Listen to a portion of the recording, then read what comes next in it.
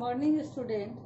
In previous classes, we discussed about acid and base. Today, we will study about indicators and utilization. Indicator shows different color in acid and bases. Indicator is a substance that change color in acid and base. Example: litmus, turmeric, China rose, phenolphthalein, methyl orange, red cabbage, etc. Litmus, ये litmus क्या है? तो litmus is a natural die which is extracted from lichens. Litmus जो है वो lichen से बना हुआ है और ये दोनों कलर में दो कलर में अवेलेबल है मार्केट में, red and blue. Blue litmus paper turn red in acids and red litmus paper turn into blue in bases. And neutral solution, there is no changes. Second one is China rose. It is made from China rose petals. In acidic nature, it turn into magenta, and in basic nature, it turn into green. Turmeric, in acid no color change, and in basic solution it turn into red color. देखोगे कि हम लोग अपने कपड़े में भी जब कभी भी किसी सब्जी का या किसी हल्दी का दाग जब हमारे कपड़े पर लग जाता है तो उस पर जाकर हम लोग एसिड डालेंगे तो उसमें कोई कलर चेंज नहीं होता है. लेकिन जब उस पर हम लोग सोप लगाते हैं तो क्या होता है कि वो रेड कलर का हो जाता है. क्यों? क्योंकि सोप क्या है? एक बेस है. इसलिए जब उस बेस के कांटेक्ट में जब वो टर्मेरिक आता है तो उसका कलर जो है वो रेड में कन्वर्ट हो जाता है. Red cabbage, purple colour of red cabbage turn into red in acidic solution and green in basic solution. Methyl orange and phenolphthalein are synthetic indicators. Means methyl orange is orange in color while phenolphthalein is colorless. It is synthetic indicators because it is prepared from chemicals. Methyl orange turn into red in acidic solution while yellow in basic solution. Phenolphthalein turn into pink color in basic solution and in acid no change. So we prepared a chart of indicators and the color changes in acidic and basic mode.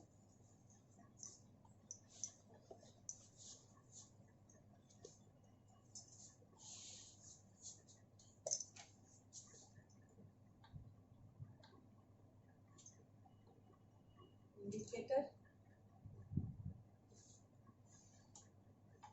acid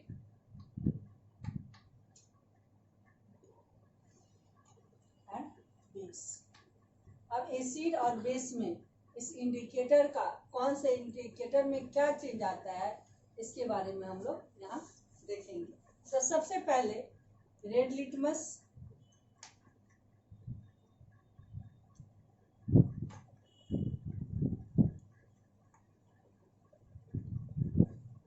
red litmus में क्या होगा? Acid में इसका कोई change नहीं होगा, no change.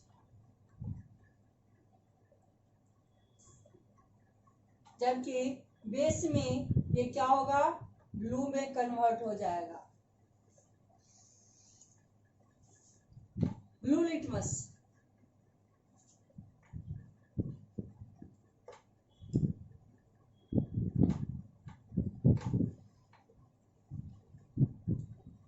क्या होगा?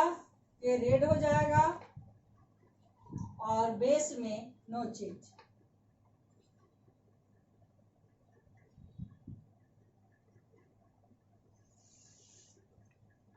चाइना रोज,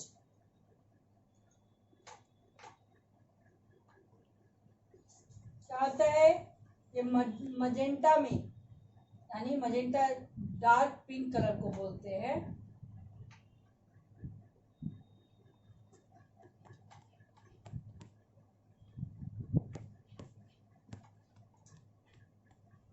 और बेस में ये ग्रीन कलर में कन्वर्ट हो जाए। अब टर्मेरिक एसिड में इसके कलर में कोई चेंज नहीं आता है, जबकि बेस में ये रेड कलर का हो जाता है। रेड कैबेज, इसका ओरिजिनल कलर जो होता है वो पर्पल होता है, जब ये एसिड के कांटेक्ट में आता है तो ये रेड हो जाता है और बेस में ये ग्रीन हो जाता है। मिथाइल ऑरेंज, नाम से ही पता है कि क्या होगा, ये ऑरेंज कलर का होगा, तो ऑरेंज कलर जब एसिड में जाएगा तो वो रेड कलर में कन्वर्ट हो जाएगा और जब बेस के कांटेक्ट में आएगा तो येलो हो जाएगा। फिनोल्फ्थालीन जो होता है वो कलरलेस होता है, और जब ये एसिड के कांटेक्ट में आता है तो उसके कलर में कोई चेंज नहीं आता है, लेकिन जब ये बेस के कांटेक्ट में आता है तो ये पिंक कलर का हो जाता है। अब now difference between acid and base. Acid is sour in taste, base is bitter in taste. It is usually sticky, it is sleepy. It has pH value less than 7, it has pH value more than 7. Acid का formula जो होता है वो हमेशा जो है hydrogen से start होता है, जबकि बेस का केमिकल फॉर्मूला जो है वो हाइड्रोक्साइड से अंत होता है इसका, यानी कि केमिकल बेस के जो केमिकल फॉर्मूला है उसके लास्ट में OH रहेगा ही रहेगा, और एसिड के का जो फॉर्मूला होता है केमिकल वो हाइड्रोजन से ही स्टार्ट होगा। It release hydrogen ion in aqueous solution, base release hydroxide ion in aqueous solution. Acid जो होता है प्रोटॉन डोनर होता है, जबकि इलेक्ट्रॉन पेयर एक्सेप्टर होता है, और बेस जो होता है वो प्रोटॉन एक्सेप्टर होता है और इलेक्ट्रॉन जो है वो डोनर होता है। एसिड ब्लू लिटमस को रेड में कन्वर्ट कर देता है, जबकि बेस जो है वो रेड लिटमस को ब्लू में कन्वर्ट करता है। अब एक वर्ड है डी स्केलिंग। डी स्केलिंग क्या होता है? तो it is a process of removing a scale from equipment such as boiler and a heat exchanger. Next point, neutralization. तो जब एक एसिड किसी बेस के साथ रिएक्शन करता है तो वो सॉल्ट और वाटर बनाता है, इस प्रोसेस को हम लोग न्यूट्रलाइजेशन कहते हैं। A reaction in which acid combines with the base to form salt and water is called neutralization reaction. Example में HCl, जिसको कि हम लोग क्या कहते हैं, हाइड्रोक्लोरिक एसिड कहते हैं। जब सोडियम हाइड्रोक्साइड NaOH, बताए थे कि एसिड कभी भी स्टार्ट होगा तो H से स्टार्ट होगा, हाइड्रोजन से, और बेस का एंड जो होता है वो हाइड्रोक्साइड से होता है। तो ये एक एसिड है और ये एक बेस है। जब ये दोनों रिएक्शन करता है तो salt NaCl, salt common salt जो हम लोग अपने घरों में यूज करते हैं, वो सॉल्ट और प्लस वाटर का फॉर्मेशन करता है। अब ये सॉल्ट का जो कैरेक्टर होता है वो डिपेंड करता है कि रिएक्शन में कैसा एसिड और कैसा बेस जो है वो यूज किया गया है। मान लीजिए कि आपका स्ट्रॉन्ग एसिड है और वो स्ट्रॉन्ग बेस के साथ जब रिएक्ट करेगा तो क्या होगा, वो न्यूट्रल सॉल्ट बनाएगा, कॉमन सॉल्ट बनाएगा। लेकिन जब एक स्ट्रॉन्ग एसिड एक वीक बेस के साथ रिएक्शन करेगा तो यहाँ क्या होता है, क्योंकि अब स्ट्रॉन्ग जितनी मात्रा में उसको बेस मिलती है उतना तो वो न्यूट्रलाइज कर दिया, क्योंकि यहाँ एसिड स्ट्रॉन्ग है तो उसमें और ज़्यादा एसिड है, इट मीन्स कि उसको और रिएक्ट करने की कैपेसिटी है। तो ऐसे मोड में, ऐसे रिएक्शन में जो सॉल्ट बनेगा वो एसिडिक सॉल्ट बनेगा। ऐसे ही जस्ट रिवर्स में, अगर बेस आपका बहुत स्ट्रांग है और एसिड आपका वीक है, तो इस कंडीशन में जो सॉल्ट बनेगा वो बेसिक सॉल्ट का फॉर्मेशन करेगा। तो इसलिए the salt produced in neutralization reaction may be acidic, basic और neutral depending upon the acid and base use during reaction. अब ये न्यूट्रलाइजेशन प्रोसेस हमारे डेली लाइफ में भी हम लोग बहुत सारा ऐसा यूज करते हैं।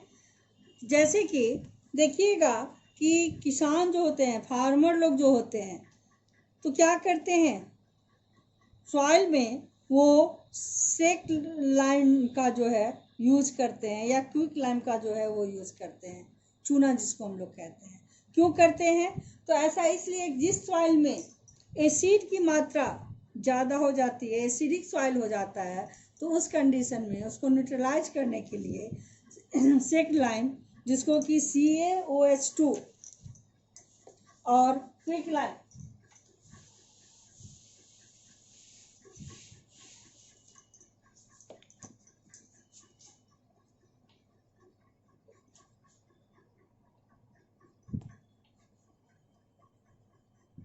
सेक लाइम को हम लोग कहते हैं CaOH2 और क्विक लाइम